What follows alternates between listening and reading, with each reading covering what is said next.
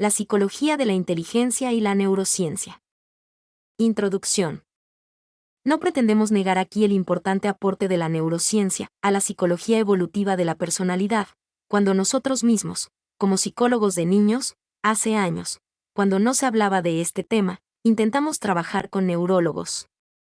Así nosotros aceptamos que en conjunto, el desarrollo general de los logros de la personalidad humana a raíz de los nuevos estudios revisionistas, que incluyen algunas experiencias nuestras, se ha elevado en los momentos iniciales, bebés, y se ha rebajado incluso por propia corrección de la teoría clásica hacia el final, joven.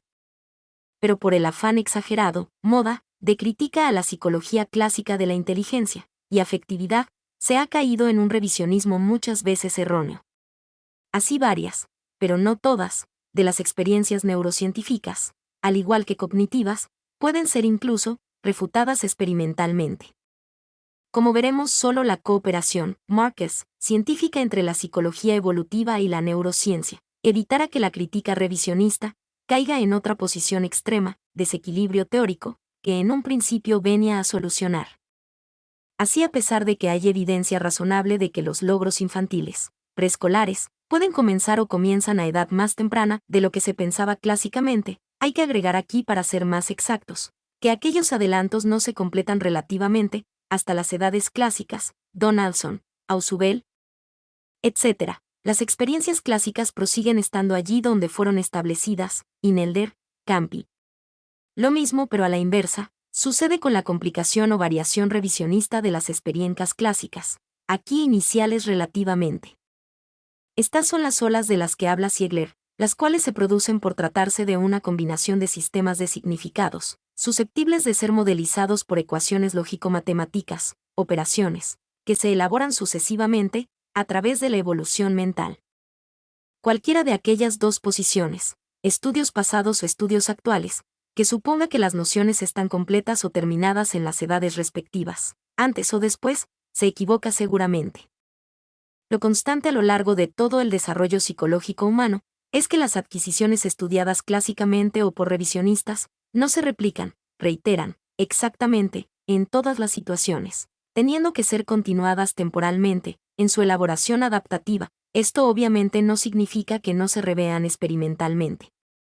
Todos los datos disponibles comparando a los de nivel temporal cercano y de complejidad semejante. Nosotros denominamos a esta amplitud variación de significados, ordenada, en forma operatoria, a través del tiempo evolutivo, de los sistemas significativos, intelectuales afectivos, como ley del desequilibrio-equilibrio mental. Esta es una ley universal, que se cumple para todas las personalidades humanas, que han existido y que existirán. Por ejemplo, la neurociencia, DAN, habla de las leyes fundamentales básicas de la física. Un objeto no ocupa dos lugares al mismo tiempo, no desaparece espontáneamente, que son comprendidas tempranamente por el bebé. Pero esto mismo es incompleto. A veces un objeto está en dos lugares al mismo tiempo para el bebé, pudiendo desaparecer para el preescolar, o sea que estas nociones tienen que proseguirse superando indudablemente para otros casos, que son representativamente más complicados. Piaget, Bobet, Anthony. Son los errores nuevos a superar que habla la neurociencia, Joude, los cuales coinciden mayormente en su definición con las experiencias intelectuales clásicas: inicial rápido equivocación, posterior más lento adaptación. Así nosotros en este trabajo explicitaremos algunas de las principales fallas a la que ha llegado el revisionismo neurocientífico cognitivo, a pesar de que algunos de sus cultores aceptan parcialmente a la psicología clásica de la inteligencia, Piaget.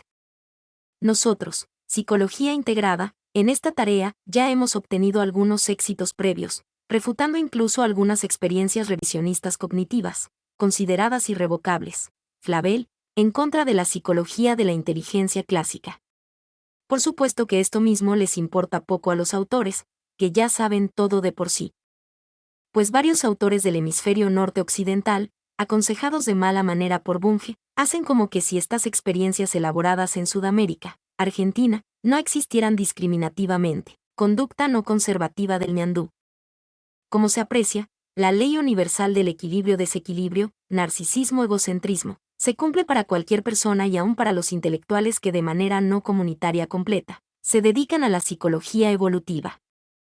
La psicología integrada del desarrollo evolutivo que retoca en un mínimo a la obra de Freud y Piaget, para hacerlas recíprocas entre sí, ha compuesto, en sus principales significados, a la capacidad inteligente y los sentimientos afectivos, y en la actualidad, gracias a los aportes neurocientíficos, comienza a incorporar a estos conocimientos, ley Huxley, ley paralelismo psicofisiológico, etc. El biólogo Gould ha escrito que para elaborar a la evolución biológica universal de la naturaleza humana, hay que tener en cuenta preponderantemente a los rasgos no totalmente adaptados. De esta manera específica aparece nuestro cerebro sofisticado, Homo, con un lastrado ego, yo.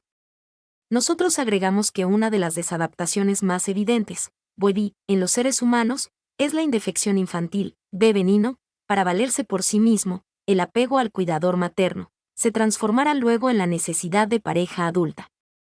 Como existe un paralelismo general en esta evolución yoica, personalidad total, las cualidades generales de este inicio se cumplen cooperativamente, en paralelo como dicen los neurólogos, a las de la capacidad intelectual. Así en aquella obra sobre la evolución de las especies, se ve algún diagrama, algo semejante a lo que se ha derivado hoy de los nuevos estudios, de la psicología evolutiva, incluyendo en ello a la psicología integrada. Esto es con una puntuación en general escalonada, estadios clásicos, pero con varias variaciones, altibajos, parciales superpuestas, estudios nuevos. Nos hemos enterado gratamente en la actualidad que esto mismo ha sido profundizado, mucho más, modelo computacional y matemático. Por psicólogos considerados neopiagetanos, Case Fisher, creemos que esto no es casual, pues nuestras ecuaciones equilibradas siempre están prendadas, con un desequilibrio acompañante. Lo cual arroja al final, un diagrama sistémico del desarrollo en su curso, como el diseñado por aquellos psicólogos, que están pensando en una teoría unificada de la evolución mental, GERT. Nuestra psicología integrada, en cambio, ya está terminada en líneas generales. Así como veremos, la psicología evolutiva no es solo inteligencia exclusivamente, a pesar de la gran capacidad de esta teoría piagetana, que ya ha traspasado a dos olas de críticas, cognitiva y neurocientífica, para vincularse constructivamente con varias otras, afectividad, biología. El bebé, 0 a 2 años. En la constitución del objeto Joude se apresura a concluir falsamente que Piaget en este tema se encuentra sin razón. Pero los autores que citamos a continuación, en sus intentos de disconfirmación a los estudios clásicos, han fracasado en sus propias experiencias probatorias. Spelke, según sus estudios, muy temprano, casi innato, el bebé diferencia entre cosas inanimadas y personas, motivación. ¿Cuándo la madre tiene que estar a la disposición de sus requerimientos? Pero a pesar de que sí hay preferencia sobre el movimiento de forma humana, Fox McDaniel, la sonrisa del tercer mes dirigida tanto a los rostros y a las caretas, Spitz, refuta a aquella exageración. Baillargeon, él anota que a los 4 a 5 meses el bebé comprende perfectamente a la noción de conservación del objeto. Esta es otra afirmación que, si no tiene un límite, se transforma en falsa.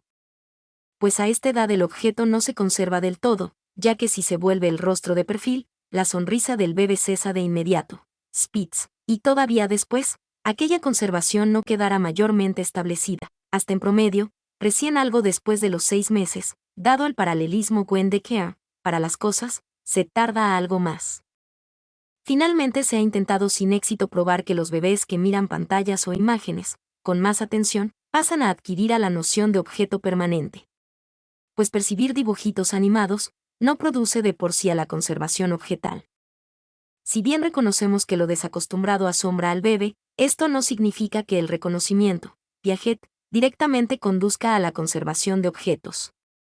Esto se hace evidente en el hecho de que por más que el bebé mire fijamente el rostro materno, cuando toma el pecho, esto de por sí no alcanza para mantener estable al objeto, cuando el reconocimiento de éste cesa sistemáticamente en ocasiones importantes. Spitz. Respecto a la citada experiencia de 2 pantallas, A no B, se hace necesario tocar por parte a los esquemas sensomotores. Sensación, percepción. Es común aquí mencionar a la experiencia de Diamond. Supuestamente ella refuta de que el objeto no existe para el bebé al no ser percibido, Piaget, cuando está detrás de una pantalla, segunda B, luego de haber sido encontrada en otra, primera A. Los neurocientíficos, aún los directores de proyectos internacionales, Sigman, dan como prueba de conservación objetal precoz a los siguientes términos: AYB. A. Decididamente, se insiste en que así miran los bebés a la segunda pantalla. Lo cual no es totalmente cierto, pues en la realidad hay cambios. En muchos casos, o casi la mitad, Piaget, los bebés vuelven su mirada hacia la primera posición anterior, cuando el objeto desaparece detrás de la segunda, actual. Aunque no es exactamente lo mismo, esto es lo que han anotado otros autores, Moore, Comte, Grach. Algunos otros bebés miran, buscando, casi todo alrededor suyo. Finalmente, otros pocos bebés se arquean corporalmente y espían, o intentan hacerlo, por sobre la pantalla correcta. Preguntamos por qué entonces todos los demás que supuestamente saben dónde está el juguete, ¿no hacen lo mismo? Más bien, todas estas conductas juntas, mirar no solo la pantalla correcta, indican que como el bebé no conserva el objeto, busca en cualquier lado, pantalla donde no está, otros lugares cualesquiera. B. Detenidamente. Tampoco este término, usado por los neurocientíficos, para cuando el bebé mantiene fija la mirada en la segunda pantalla correcta, es garantía de la conservación objetal. En su evolución, la mirada de los niños conservadores es más activa, se pasa de mantenerla a prolongarla, o móvil, ida y vuelta, Spitz, reacción circular diferida Piaget. Tampoco puede argumentarse que el bebé tiene una imagen individual representativa del objeto escondido detrás de la pantalla, pues los datos empíricos niegan esto mismo para este caso.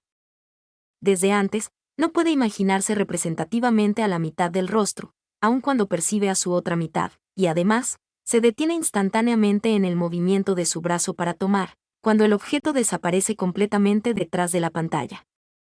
Es más, incluso para esta época, 8/9 meses Piaget, el bebé, cuando tiene hambre, puede llorar, agitarse, cuando aparece su mamadera, dejando de hacerlo inmediatamente, cuando la escondemos de su visual, y así sucesivamente varias veces. Obviamente no hay que confundir esto con el caso del bebé, que continúa llorando por su frustración propia al no tener su alimento inmediatamente.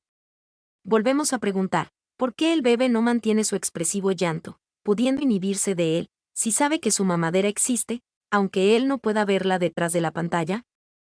Así se verifica a lo largo de todos estos ejemplos anteriores, a la hipótesis clásica, más bien la existencia del objeto, para el bebé, 5 a 6 meses, se reduce casi solo a la percepción directa.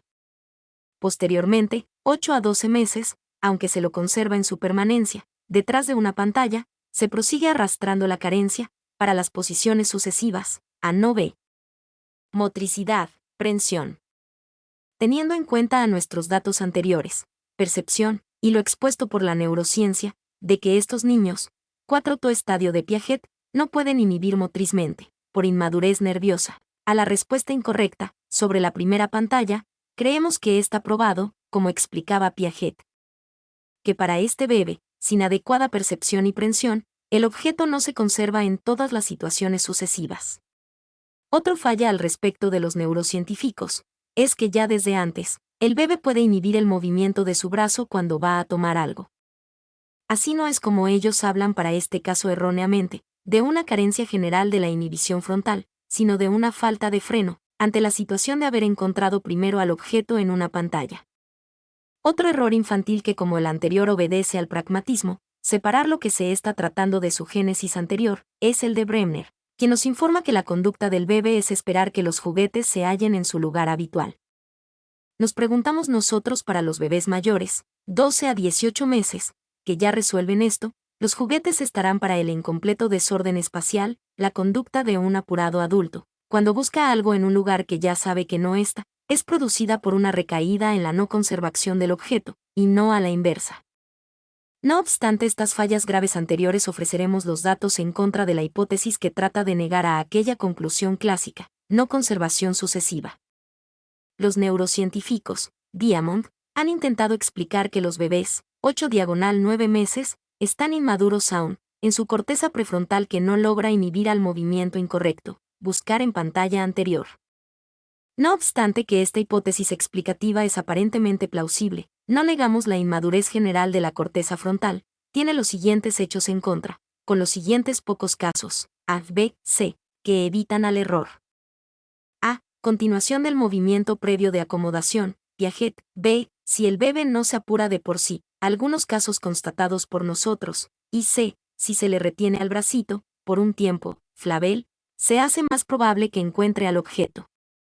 Pero aún así, para distinguir la veracidad entre ambas hipótesis, inmadurez neurocientífica / perseveración temporal clásica, se tendría que realizar una experiencia crucial. Lo cual tiene que cumplimentarse, para demostrar que el experimento sucesivo no se ha transformado, para los casos mencionados C y B, en el logro anterior, éxito, ya obtenido, de buscar solo, detrás de una pantalla, tercer estadio piagetano. Así es casi cómico pensar que algunos neurocientíficos, Houde habla del plazo de respuesta, que escriben disconfirmar a la concepción clásica, quizás en realidad lo que están haciendo es confirmar, a una etapa anterior de ella. Se trataría de una falla A no B, para los investigadores. Que sepamos, nadie ha realizado, ha dicho experimento. Pero si adelantamos que hay un acuerdo previo muy sugestivo entre la psicología de la inteligencia, Piaget comparó al periodo sensomotor con la cámara lenta, y la neurociencia, DAN escribió que el cerebro del bebé es como el de un paciente que está saliendo del coma, sobre aquella cualidad, lentitud temporal. Ya el funcionamiento cerebral del bebé, hasta los 2 años aproximadamente.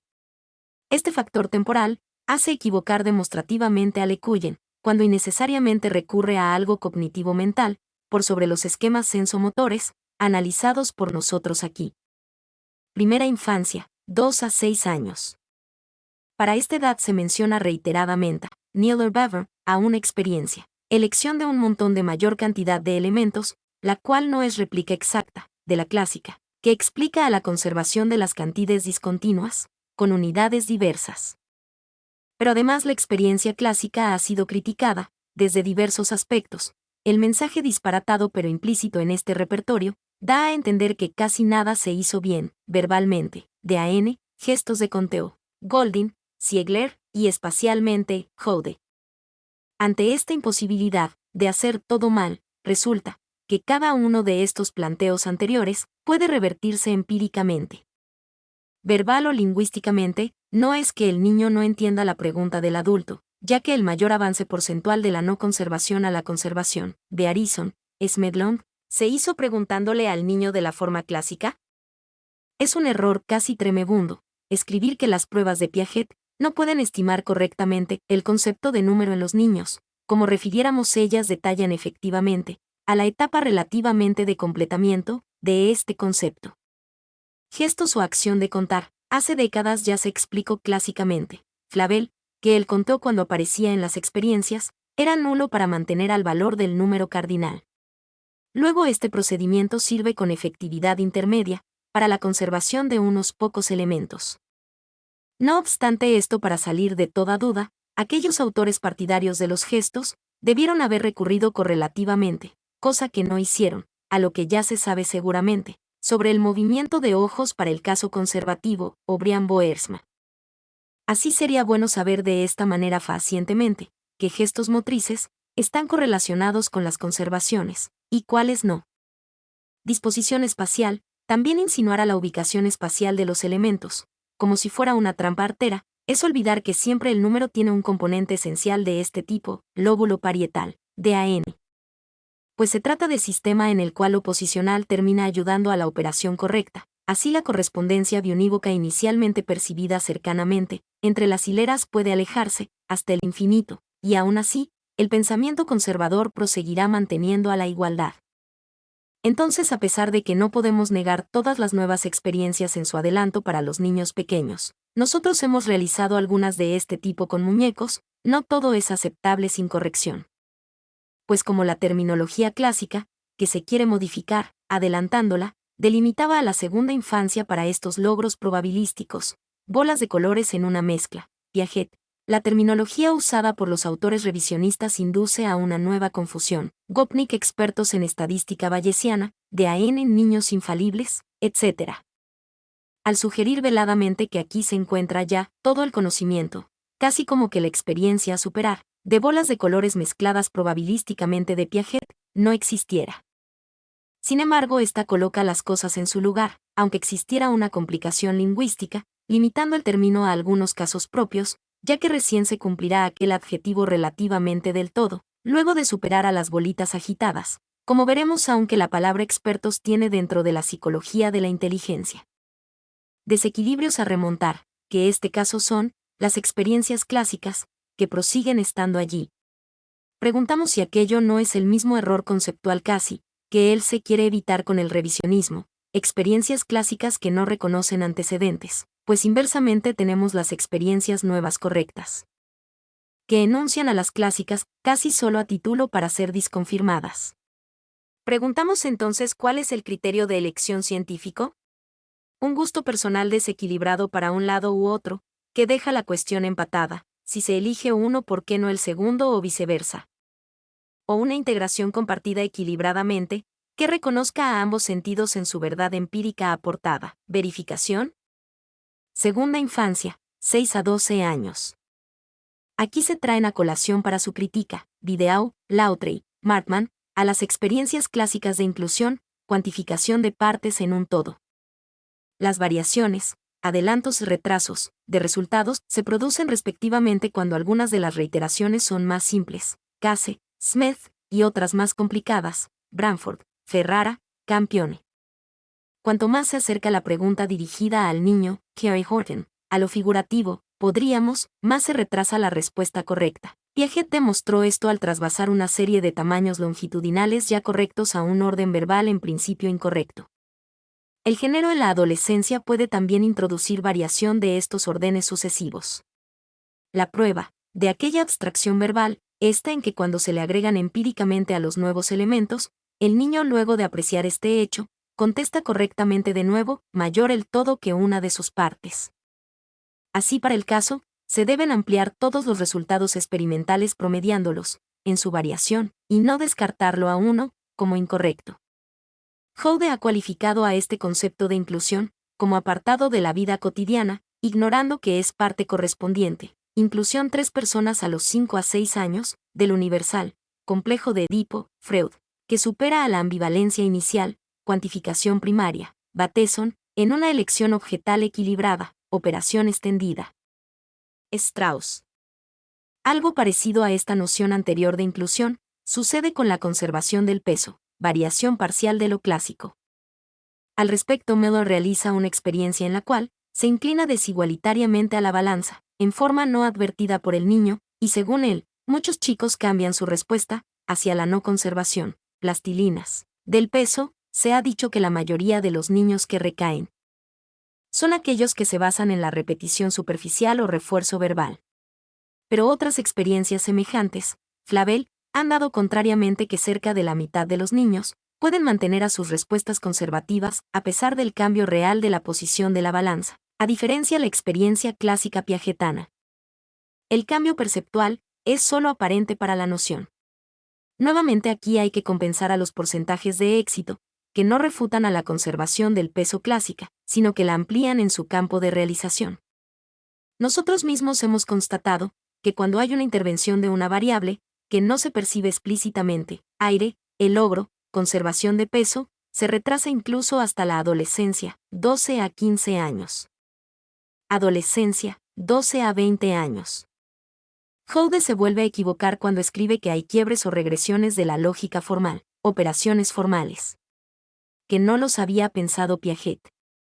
Pero lo cierto es que la más importante corrección, en este sentido, sin ser citado por nadie que sepamos nosotros, la realiza el mismo autor suizo, cuando en todo un fragmento explicativo, que no podemos aquí reproducir en toda su extensión, escribió. En este nivel, adolescencia, hay estructuras que son comunes a todos los individuos, pero cada uno las aplica en sus aptitudes. Así Piaget menciona al estudio habitual o típico previo, habilidades específicas de abogados, científicos, carpinteros, etc.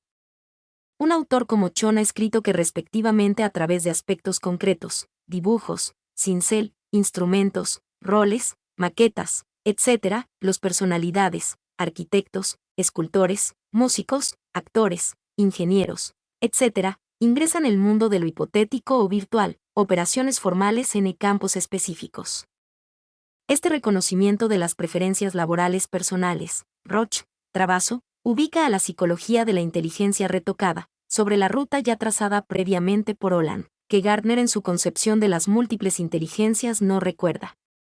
Cada personalidad dentro de su evolución propia, gustos, educación, elabora para sí misma, a nuevos equilibrios y desequilibrios, novatos o expertos, pozo. Esto echa por tierra a la crítica que la psicología de la inteligencia es una teoría solo para un tipo de personalidad.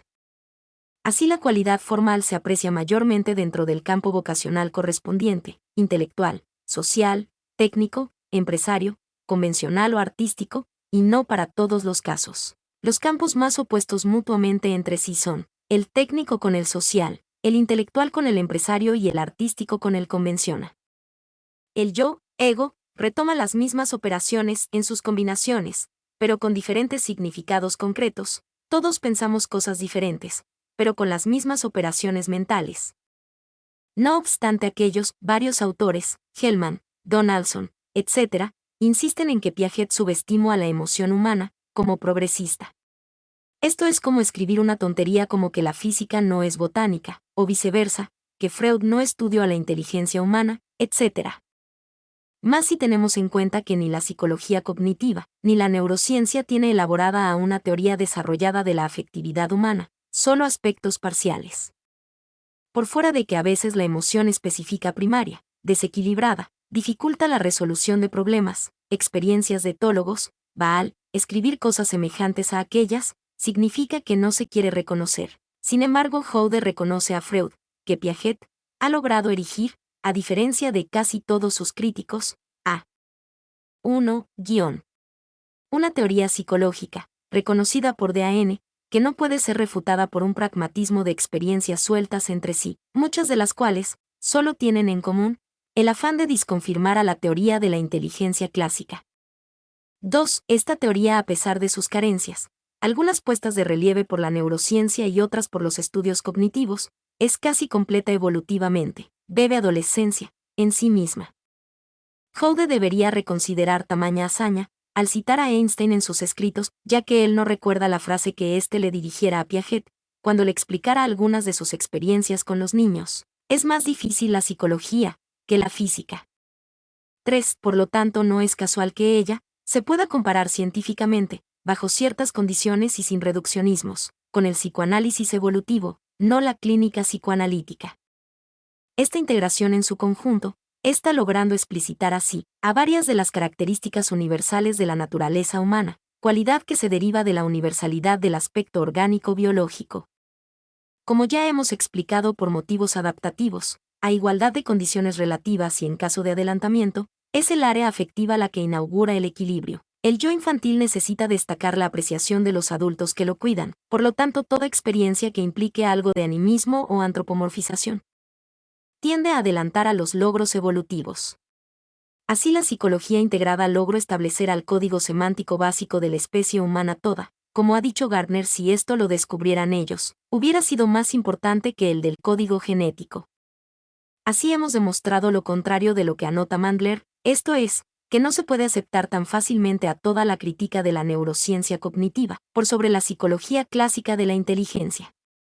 Conclusiones. El mayor vicio de la psicología, que la mantiene intencionalmente premoderna, es el escolasticismo crónico, un no represivo sin integración teórica, defecto que por lo que vemos se prosigue bastante en la neurociencia. Nosotros somos humildes, pues en nuestros escritos intentamos practicar a la cooperación, pero no somos ingenuos, pues el hemisferio norte occidental, de habla oficial inglesa, no es el dueño de la psicología. Una cosa es criticar a la psicología de la inteligencia sola, y otra muy distinta, es corregir errores mutuos de la neurociencia cognitiva e inteligencia. Los mismos neurocientíficos, al decir que en lo intelectual es tan importante el error como el éxito, deberían rendir honor a esta actitud compartidamente, igualdad cooperativa, y no a otra de manera unilateral sola, narcisista o egocéntrica.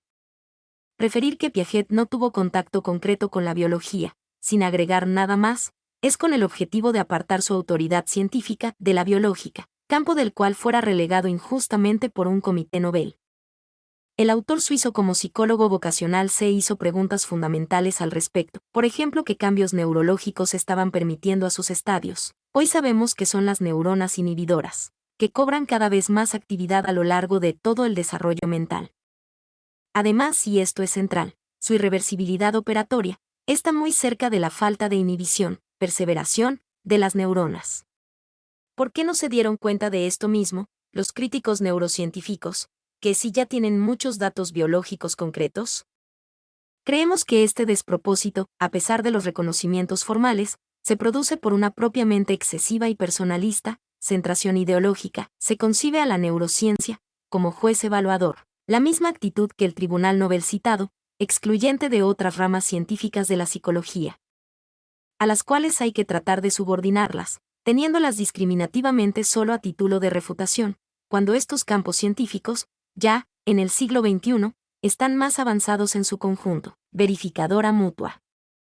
El que tiene razón aquí es Piaget cuando dice que si lo investigado por él se toma por un sistema personal, como hacen la mayoría de sus críticos, él habría fracasado en su intento de elaborar a una teoría. La integración que nosotros mencionamos aquí le otorga a su favor el mayor peso de la verificación científica de la prueba. Es cierto que la lógica operatoria clásica, por sí sola, no es suficiente para obtener a un logro equilibrado, que se hace consciente para los niños. Esto es un gran mérito de la neurociencia. Pero también la inhibición cerebral, sola no logra aquel cometido, sin las operaciones específicas, objeto, número, inclusión, razonamiento. Por ejemplo, cuando se comparan en una serie piagetana ordinal, a dos tamaños entre sí, como hemos hecho nosotros, entran en acción internalizada las operaciones directas inversas, que nos permiten construir a la serie sin errores, relatividad de los tamaños.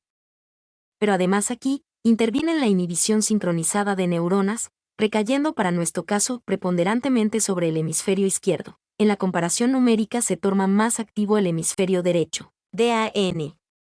Houde escribió primero que la inhibición biológica no entra en las fórmulas clásicas piagetanas. Nosotros lo anoticiamos, sin tener respuesta, pues los neurocientíficos del hemisferio norte occidental se inhiben ausentándose, en un no represivo, muy bien cuando les conviene. A diferencia de lo que hacía cooperativamente Piaget, explicándole que aquella acción cerebral es muy semejante en forma a la reversibilidad operatoria asociativa, desvío, pero en el tiempo, suspenso relativo. No obstante, aquel prestigioso autor escribió luego, más cerca de la verdad, que inhibición y anulación, reversibilidad, son nociones muy parecidas. Nosotros creemos que a pesar de la mejora, esto todavía conlleva a un error parcial. Houde compara a la activación / inhibición con la asimilación / acomodación. Pero sí se tienen en cuenta a los datos conjuntos de la psicología de la inteligencia y la neurociencia, los cuales no son más importantes como escribe Houde. Concluimos que la inhibición biológica es la que nos permite la expresión plena, con toma de conciencia, potencial positivo de onda P3 en lóbulo frontal, DAN. Ya o pensamiento equilibrado, ya elaborado, por las operaciones intelectuales piagetanas. En el cerebro humano los sistemas paralelos, significados intelectuales afectivos, siempre están en un estado posible combinado respectivo de desequilibrio y equilibrio, proceso terciario, Arietti, pero puede aparecer también según el caso, la operación asociativa temporal piagetana, inhibición, Houde. Así cuando ella está presente, resulta el equilibrio conservativo, adaptación, y cuando no aparece aquella, prima el desequilibrio primario, error evaluativo. La neurociencia, como cualquier otra escuela psicológica, tiene dos posibilidades, la de una supuesta jerarquía, revisión superadora, o la real igualitaria, inteligencia a pesar de todo. Cuando Houde trae a su obra a Bachelard, para criticar al modelo escalonado clásico, omite gravemente lo que aquel epistemólogo dice del no, operación dialéctica constructiva en la ciencia. Efectivamente, esta palabra, significativa, puede utilizarse de manera represiva. Freud decía que era el sustituto intelectual de la represión, o como operación enriquecedora, tercer organizador del yo, Spitz. Las ciencias naturales las emplean mayormente de la segunda forma, negación parcial no casi total, de algún postulado y obtención de las nuevas ramas, geometrías no euclidianas, química no lavoisiana, física no clásica. Las ciencias psicosociales, aparentando un avance, que nunca en este sentido es como el de las naturales y si una moda, utilizan a la negación casi total, de la primera forma, o sea como obstáculo epistemológico, opuesto al progreso. Esta gran confusión se hace para intentar evitar de manera fallida a la constitución de una psicología moderna. Pues lo reprimido siempre retorna, en este caso, bajo la forma de una psicología evolutiva integrada, impensada todavía por el retraso crítico equivocado, en el hemisferio norte occidental. Nosotros, a diferencia de la corriente escolástica, general de la psicología, vamos logrando componer a la tensión esencial de la psicología evolutiva, afectividad, inteligencia y biología.